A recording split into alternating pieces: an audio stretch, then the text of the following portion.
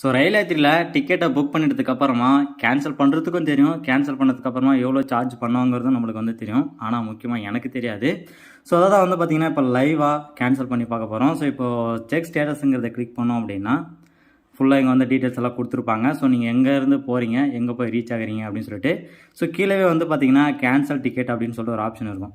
அதை கிளிக் பண்ணிங்கன்னா எல்லா டேட்டாஸுமே வந்து இங்கே ப்ரொவைட் ஆகும். ஸோ அந்த கேன்சல் டிக்கெட்டுங்கிறத கிளிக் பண்ணிட்டீங்க அப்படின்னா இந்த மாதிரி எத்தனை பேசஞ்சரை நீங்கள் பண்ணி வச்சுருக்கீங்களோ அது எல்லாமே இங்கே வந்து அப்பியர் ஆகும். ஸோ இப்போ வந்து பார்த்திங்கன்னா நான் ஒரு பர்சன் தான் வந்து பண்ணி வச்சுருக்கேன். ஸோ அதனால் ஜஸ்ட் அதை கிளிக் பண்ணிட்டோம் அப்படின்னா செலக்ட் ஆகிடும். ஸோ செலக்ட் ஆனதுக்கப்புறம் கேன்சல் டிக்கெட்டுன்னு கொடுத்தீங்கன்னா எகைன் ஒன்ஸ் மோர் வந்து பார்த்திங்கன்னா கன்ஃபர்மேஷன் இருக்கும். ஸோ எஸ்ன்னு கொடுத்துருங்க. ஸோ எஸ்ன்னு கொடுத்ததுக்கப்புறமா ஸோ இப்போ வந்து பார்த்திங்கன்னா கேன்சல் ஆகிடுச்சு. ஸோ ஏற்கனவே புக் பண்ணும்போது வந்து கிட்டத்தட்ட ஒரு 340 ருபீஸ் வந்து சார்ஜ் பண்ணாங்க. ஸோ இப்போ அவங்க வந்து போட்டிருக்கிறது வந்து டிக்கெட் பேஸ் ஃபேர்னு சொல்லிட்டு 300 ருபீஸ்னும் அப்புறமா அமௌண்ட் டிடக்ட்னு சொல்லிட்டு 60 ரூபா வந்து சார்ஜ் பண்ணியிருக்காங்க. ஸோ கிட்டத்தட்ட 240 ருபீஸ் வந்து ரீஃபண்ட் வந்து பண்ணியிருக்காங்க. ஸோ இப்படி தான் வந்து பார்த்திங்கன்னா நம்ம வந்து புக்கை வந்து கேன்சல் பண்ணிக்கிறது. அண்ட் இப்போ வந்து நான் தெரிஞ்சுக்கிட்டேன் கேன்சல் பண்ணால் எவ்வளோ சார்ஜ் பண்ணுறாங்க அப்படின்னு சொல்லிட்டு.